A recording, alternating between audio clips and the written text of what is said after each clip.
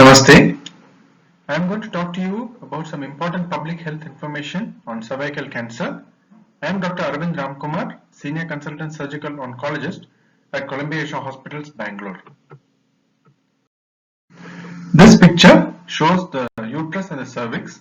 The cervix can be broadly divided into two parts, the ectocervix and the endocervix. The ectocervix is that portion of the cervix which can be seen through the vagina by speculum examination or colposcopy, and it is accessible for a pap smear and biopsy. Cervical cancer is a major public health problem. It's the second most common cancer among women in India. HPV or human papillomavirus is a small double-stranded DNA virus of the family Papillomaviridae. There are more than 100 types of HPV and 14 are cancer-causing high-risk type of HPV. It's mainly transmitted through sexual contact, and 6.6% of women in the general population in India have HPV infection at any given time. And cervical cancer is caused by certain types of HPV which are acquired through sexual route. There are different types of HPV virus which cause cervical cancer, and most common is HPV 16 and 18, which accounts for 75% of invasive cervical cancer in South Asia. Cervical cancer is by far the most common HPV related disease. In India, 80% of cervical cancer and 63% of high-grade cervical lesions are linked with infection due to HPV 16 and 18. Almost 75% of all sexually active adults are likely to be infected with at least one HPV type. The risk of HPV infection can be reduced by a type-specific targeted vaccine. There is limited evidence to suggesting the protective role of condoms in male circumcision against HPV infection. Fortunately, vast majority of infections resolve spontaneously, and only a minority, less than 1% of the HPV infections, progress to cancer. Although most HPV infections clear up on their own and most precancerous lesions resolve spontaneously, there is a risk for all women that HPV infection may become chronic and precancerous and eventually progress to invasive cancer. In women with normal immune systems, it takes around 15 to 20 years for cervical cancer to develop, whereas in immunocompromised women, such as those with untreated HIV infection, it could just happen in 5 to 10 years. Prevention by HPV vaccination.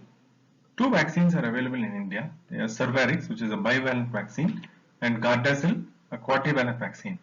Gardasil 9 or nonavalent vaccine is US FDA approved, but it's not available in India. Both vaccines comprise type-specific major capsid protein L1 synthesized by recombinant DNA technology. The vaccines do not lead to any infection in the individual. HPV vaccine is safe to use, and available safety data of HPV vaccine do not suggest any safety concern. What is the age to vaccinate? The preferred target age group is 9 to 14 years. Vaccination in sexually active females may be less effective but may provide some benefit as exposure to all vaccine types previously is unlikely. Girls who are less than or equal to 14 years, 2 doses of either brand of HPV vaccine to protect against cervical cancer. Girls and young women aged 15 years or older should get 3 doses of a HPV vaccine if they have not received all doses yet. People who have already had sexual contact before getting all of the 2 or 3 doses of HPV vaccine might still benefit if they are not infected before vaccination with the HPV types included in the vaccine they received. The best way to be sure that a person gets the most benefit from HPV vaccine is to complete the full series before sexual activity begins. For the HPV vaccine to work best, it is very important to get all the doses before being exposed to HPV. Someone can be infected with HPV the very first time they have sexual contact with another person.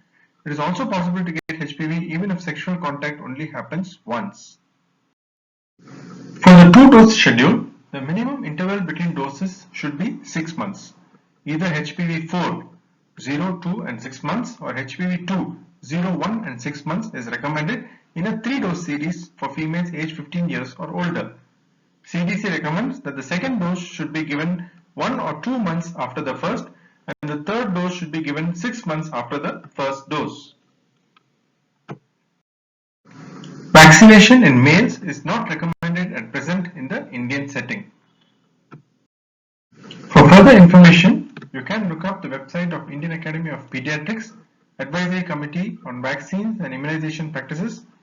You can also look up the FOGSI website, that is Federation of Obstetric and Gynecological Societies of India.